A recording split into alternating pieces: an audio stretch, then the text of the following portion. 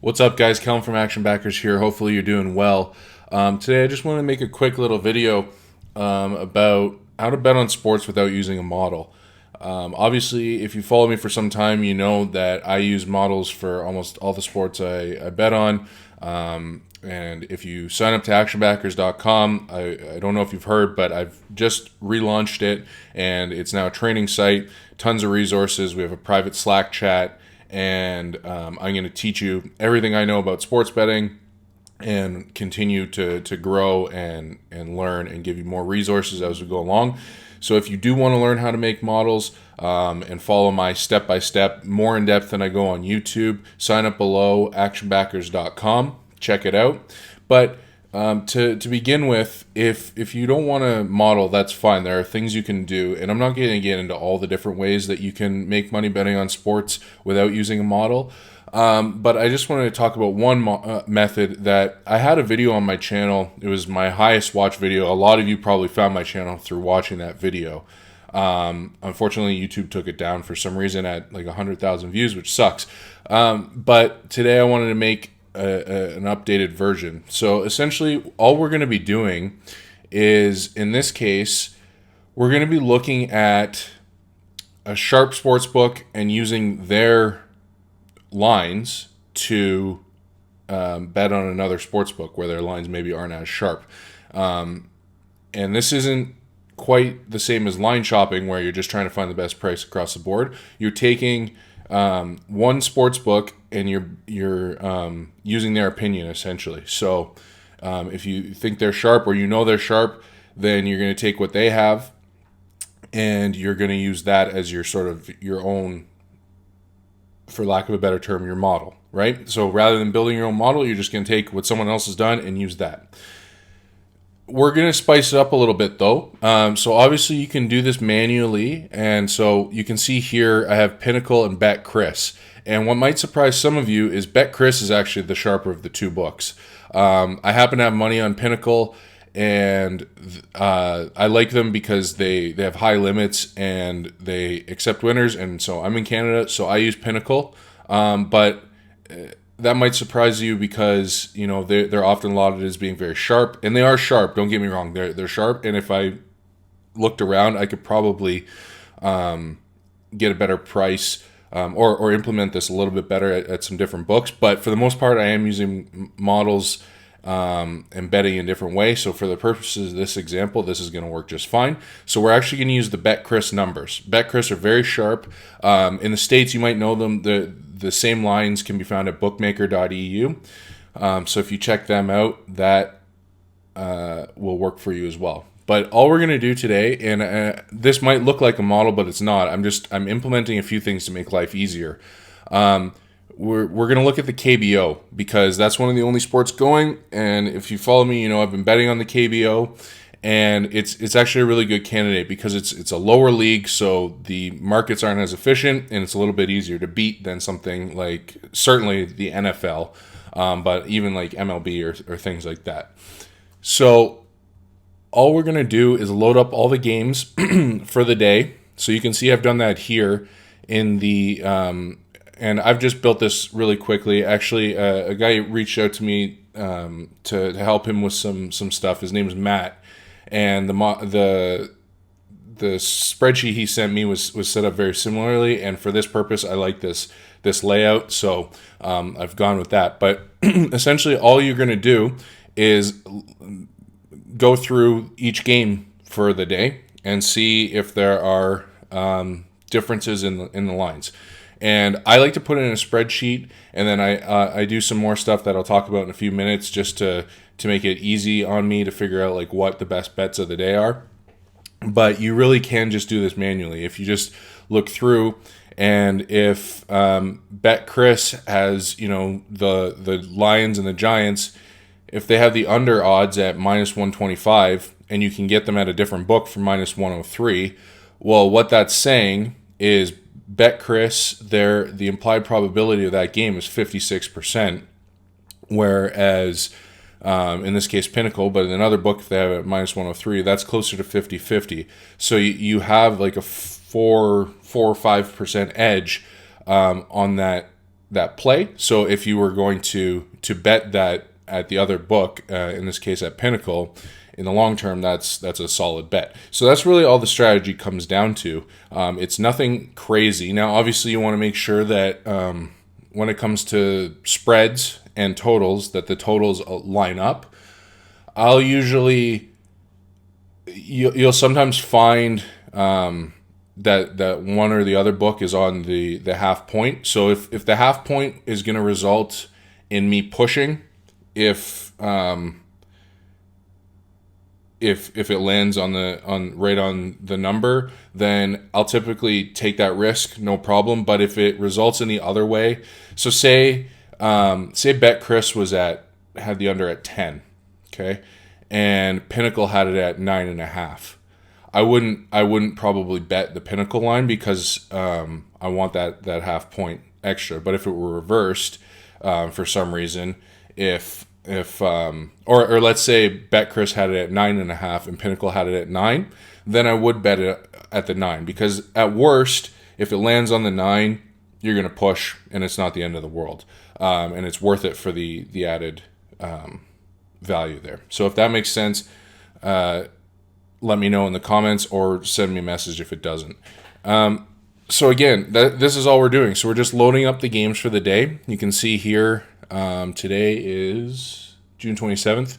So I haven't posted these to Twitter yet, and this video is not coming out till well after these games are done. So you have to scroll back to my Twitter to see how we do. But we have all 5 games for the day, and then we just simply fill out the odds for the away and home money lines, and then the over and unders. This works for the run line too, spread bets. I didn't work it into this. I wanted to get this up and make it as simple as possible, but you can do this for any bet. It really doesn't matter. And then I'm doing the same thing, entering all the odds in for the Bet Chris. So anywhere you see like these blue and white stripes, that's all you have to do is enter this in. And then I've run a couple conversions down below, and this is just to make life easier for me. I know a lot of you are Americans who follow me, so you're used to American odds, and I like American odds, but when it comes to calculating how much you should be betting and calculating like expected value, it's just a lot easier and a lot nicer to work in decimal odds, because you don't have to worry about converting back and forth from negative numbers. So I just convert it quickly to decimal odds, and then down here I'm just converting the odds to a percentage. And what that allows me to do is then I just feed it into two separate calculations. So the first thing I do is just run the Kelly Criterion, and you can see here I have the Kelly. These are actually the exact same. It's just I don't like when it's negative, and you'll see why in a second. So I have 2 instances of Kelly running here.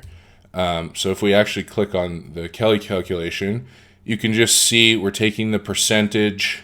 Our perceived edge or win percentage, 46%, multiplying it by the odds we'd be getting at Pinnacle, 2.22, and then dividing that by the odds -1, and then we're just going to multiply that by our betting bankroll. So set up $1,000, and then the second thing I do is the Kelly percentage here. I set it to quarter Kelly to 25%, and the reason I do that is just it's a little more stable than full Kelly.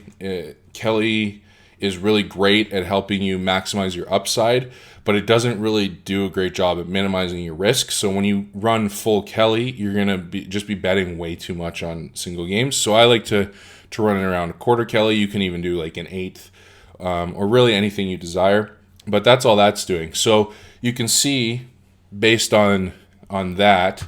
The away team, or the away bet here, so the Samsung Lions, given the odds of the 2 and the percentage that we would win with Bet Chris, at Pinnacle, it's telling me that this is a good bet and I should be betting $3.76 on $1,000, okay?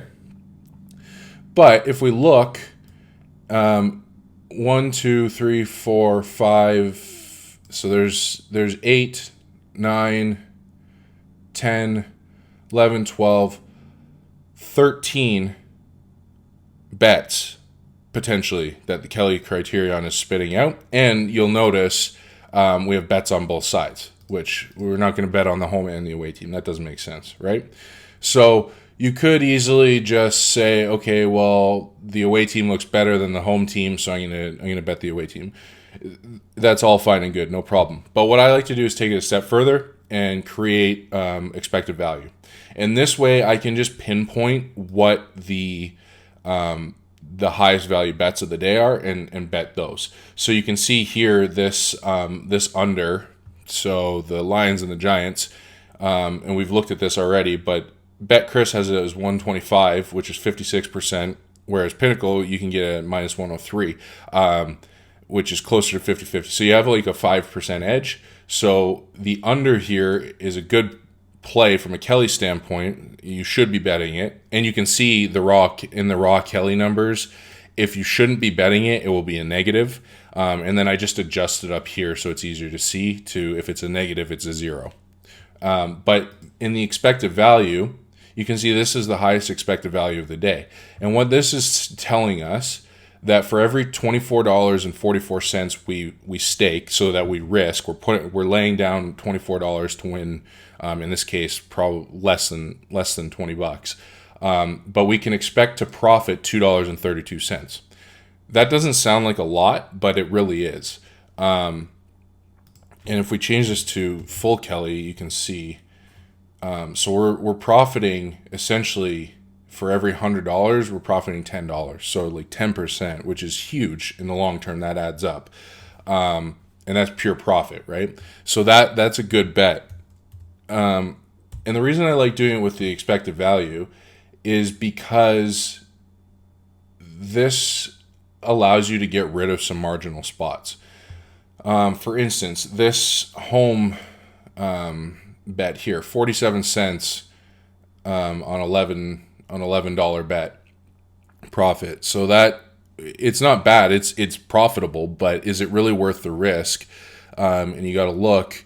So that would be taking the Doosan Bears against the NC Dinos. And so just on the face of it, it's probably not worth the risk. And I happen to know that the Bears they're a good team. They struggle at home, though. And the NC Dinos are the best team in the league. So just based on that alone and the fact that it's a marginal spot, probably not going to bet it there. But this just comes down to letting the numbers sort of do the talking. And you can see like there's even more marginal spots. Like this home, so betting the Lotte Giants against Samsung Lions, you can see, yes, it's profitable, but you're not making anything worthwhile, so the risk isn't really worth it. And to calculate the EV, it's just, let me pull up one so you can see the formula. You're literally just taking, so it's the percent you're expected to win, and then you're multiplying that by what you stake and the odds, and then because decimal odds also factor in what you stake, then you have to remove what you stake to get your pure profit, and then minus the percent of the time you lose multiplied by your stake. And that's EV. If you go to actionbackers.com, I have more in-depth videos on expected value, or you can find it on the internet. It's very common, but essentially you want to figure out if it's a positive expected play, that means the percentage of time you win multiplied by what you profit when you win is greater than what you lose, the percentage of the time that you lose. So this is something really easy you can do. And again, there's no modeling here. Yes, there's a couple formulas, but these are very basic Excel formulas. And I'm happy to help you guys out with this. If you sign up for Action Backers, I show you how to do all of this. This is like bare bones minimum stuff we get into, and it's just to make your life easier. Again, you can implement this strategy without a spreadsheet at all. If you just have the two sports books up side by side and you look and you see minus 125 on Bet Chris and 103 at Pinnacle, then it's probably a good bet. And you can start to figure out like where those closer spots are. So if say it's 114, actually that's not a, or here's a good one. So say it's like 105 and that's positive 105. Whatever. Say it's negative 105 and negative 101. There's a bit, but once you factor in the bookmaker's margin and everything, it's a very close spot and it's not worth it. So like easy rule of thumb, you probably want 10 plus point gap differential. But again, if you just set it up this way, it's easier to pick your most profitable spots. And then what I do from here, the last thing is I just take the whatever the Kelly stake is telling me. So in this case, on the under for this game, it's telling me to bet based on $1,000 bankroll. It's telling me to bet $24. So I'm going to bet $24. This video is getting a little bit long. I hope this makes sense. Again, check out the new actionbackers.com. Sign up monthly. We have 2 paid plans and 1 free plan. We have a growing Slack community. And with baseball coming back, I want to do something special. So make sure you check in the description below. I'm going to have a promo code that you can use to get a big discount on your first month signed up. As always, if you have any questions, let me know in the comments below. Follow me on Twitter @ActionBackers. And hope you have a good one. Take care.